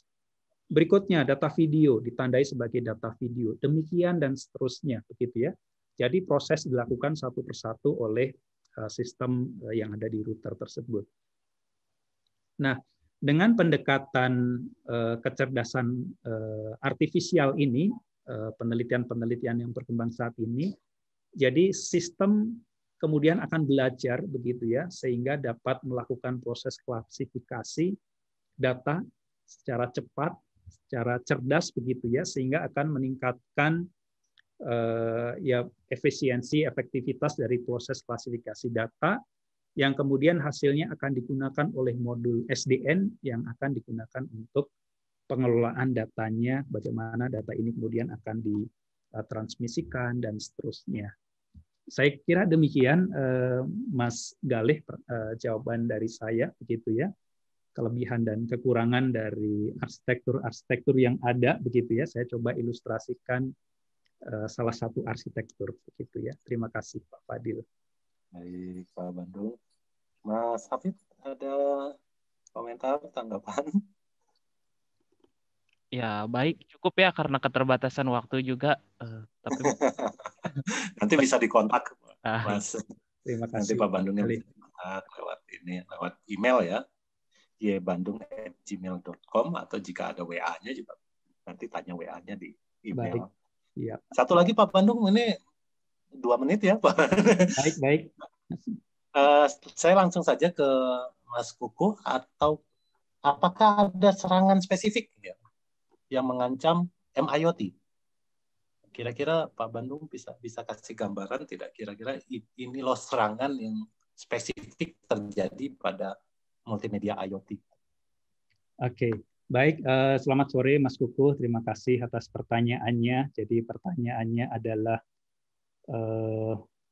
apakah ancaman-ancaman pada data multimedia, pada sistem multimedia IoT, sama dengan ancaman-ancaman pada sistem IoT secara umum yang menggunakan data skalar? Oke, tentu saja ancaman-ancaman yang muncul itu saya kira hampir ya sama, begitu ya. Hanya yang membedakan tadi data-data yang ditransmisikan dan diolah, begitu ya. Apakah ada serangan spesifik yang mengancam pada sistem IoT, mengingat karakteristik datanya yang berbeda? Oke, nah untuk sementara ini saya belum dapat menyampaikan hasil survei, begitu ya, atau hasil kajian literatur yang ada pada saat ini. Apakah dengan munculnya data yang sifatnya multimedia itu akan membuka potensi, misalnya ya, kalau misalnya multimedia itu ternyata lebih mudah di hack, misalnya begitu ya. Oke. Oke, barangkali itu yang dapat saya sampaikan. Barangkali atau Pak Fadil dapat membantu menjawab tentang potensi-potensi apakah kalau datanya audio video itu menjadi lebih mudah Ya, misalnya ya. sebenarnya ada ya sebenarnya Pak, ada man in the middle juga ada ya sebenarnya Pak. Ya, jadi tetap saja kita man in the middle dan seterusnya itu tetap ada di dalam multimedia IoT sebenarnya. Jadi apakah pada saat mentransmisikan itu suaranya dijadikan shipper dulu kemudian atau diformatkan dalam bentuk format apapun gitu ya. Kemudian ada pemalsuan mungkin ya Pak ya, pemalsuan image gitu kan ya. Iya. Apalagi kalau ada yang mengatakan bahwa data image itu kan ada watermarking ya, istilahnya ya watermarking. Kalau enggak nanti ya bisa saja dipalsukan. Artinya banyak. Tools-toolsnya udah bagus-bagus sekarang Pak Bandung. Untuk malsuin gambar itu udah bagus-bagus. Ya. Okay. Nah, ya. Baik, kalau begitu Pak Bandung menarik sekali. Baik, terima kasih. Ya, terima waktu kasih, saja ini. Okay. Kalau tidak kita batasi ini bisa unlimited ini kelihatannya. Tapi tentu saja nanti akan ada sesi berikutnya ya Pak Bandung ya. Kita tunggu nanti Pak Bandung. Tetap dengan topik yang sama kita coba. Dengan topik lanjutan yang lebih advance ya. Ya. Baik, kalau begitu sebelum kita akhiri, mungkin saya undang Pak Suhono mungkin sudah. Ada. Sudah. Bagaimana? Nah, Pak Suhono, silakan Pak Suhono. Ini sudah selesai kegiatannya. Mungkin ada sambutan atau penutupan dari Bapak. Wah, ada penutupan. Kuliah nggak ada penutupan ya? Ya oke deh kalau gitu ya. Baik. Gitu. Tadi pembukaan oleh Prof. Armen. Ya. Silakan Pak. Pak Bandung, Pak Fadil, rekan-rekan dari KKTI dan juga para peserta atau partisipan kuliah publik teknologi informasi yang kelima. KKTI ini saya ucapkan terima kasih. Ini adalah bagian kewajiban kami sebagai Institut Teknologi untuk berbagi dan memberikan suatu ruang untuk bisa berkomunikasi antara kelompok keilmuan teknologi informasi dengan masyarakat pada umumnya, mahasiswa, pekerja, masyarakat umumnya, pemerintah, dan sebagainya. Jadi ini adalah satu wadah untuk kita berinteraksi. Kalau ada masukan-masukan, ada topik-topik yang dirasa diperlukan, silahkan kontak kepada kami, baik lewat Pak Bandung, lewat Pak Fadil, lewat siapa, untuk kami terus bisa kembangkan sehingga menjadi salah satu solusi masa depan bangsa. Saya kira sekali lagi terima kasih kepada semuanya. Selamat sore dan salam sejahtera buat kita semua. Terima kasih Pak Suhono. Terima kasih banyak Fadil. Kalau begitu terakhir mungkin kita supaya ada cendera mata. Jadi aktifkan kameranya sekarang. Nah, Bapak Ibu kalau ingin foto di page pertama itu bisa di-drag ya. Jadi gambar Bapak Ibu di-drag ke samping Pak Bandung sehingga nanti muncul di halaman pertama. Oke, silakan Bapak Ibu, kita tunggu mungkin 1 menit ya untuk mengaktifkan kamera. Ya. Oke, nanti bisa di-share di Instagramnya, bisa di-share di Facebook, bisa di-share di sosial media atau di WhatsApp gitu ya. Nah, ini ada yang lagi di mana ini di luar. Ya, nah ini kelihatan peserta-pesertanya. Mungkin masih belum penuh ini. Silakan Bapak Ibu untuk mengaktifkan semuanya. Oke, saya hitung ya Bapak Ibu ya. Tapi Bapak Ibu silahkan lakukan print screen sendiri. Kemudian bisa di-share ke kita untuk nanti di-upload di Instagram atau di mana gitu ya. Oke. Kalau begitu dengan wajah tersenyum dan memberikan jempol gitu, dalam hitungan ketiga ya. Wajah tersenyum dan memberikan jempol, jangan lupa biar lebih rileks. Gitu. Saya hitung sampai 3. Sudah siap posenya? Ya, 1, 2, 3. Iya, terima kasih Bapak Ibu. Terima kasih atas partisipasinya dan kehadirannya di kuliah publik ini. Semoga bermanfaat semuanya, semoga dapat memberikan inspirasi bagi kita semua. Saya akhiri dan tidak lupa saya ingatkan kembali, nanti 2 minggu ke depan akan ada kuliah publik sesi ke-6. Nah, nanti mungkin jadwalnya akan segera disampaikan di website s.id/kkti/itb. Nah, mungkin bagi yang sudah pernah hadir di kuliah publik pasti tahu websitenya. Baik, Bapak Ibu, saya akhiri. Kalau begitu, terima kasih kepada materi Pak Yohanes Bandung, Pak Sono, Pak Aceh. Terima kasih Pak Bandung, Pak Fadil, Pak Sono. Sekarang uji mahasiswa S2 sekarang ya. Istirahat sejenak. Ya.